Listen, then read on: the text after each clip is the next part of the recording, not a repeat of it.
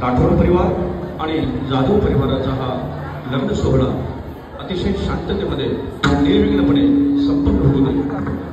या